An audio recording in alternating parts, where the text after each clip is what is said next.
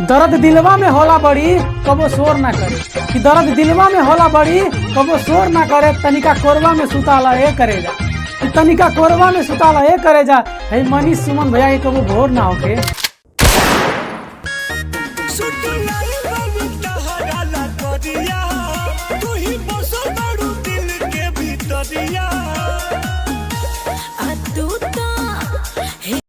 तो सुमन और मनीष भैया के नाम का शायरी कैसे लगा आप लोगों को प्लीज़ कमेंट करके बताना। और जो भी भाई कमेंट किए हुए हैं ऑलरेडी शायरी बनाने के लिए, उसका अभी तक नहीं बना है तो हो सकता है भाई डिस्टर्ब हो गया होगा या आपको लगता होगा कि मैं पहले कमेंट किया हूं, तो प्लीज़ फिर से कमेंट एक बार कर दें और अच्छा तरीका से नाम कमेंट कीजिएगा, क्योंकि बहुत सारे भाई ऐसे ऐसे लिख देते हैं, कुछ समझ नहीं लगता, ओके भाई कुछ भी कर देते हैं, पता नहीं लगता है। तो जिस भाई का नहीं बना वो कमेंट कर देना फिर से दोबारा, मैं चेक कर लूँगा, उसका डायरी पर नोट कर लूँगा। तो ठीक है, मिलते हैं नेक्स्ट वीडियो में, तब तक के लिए बाय।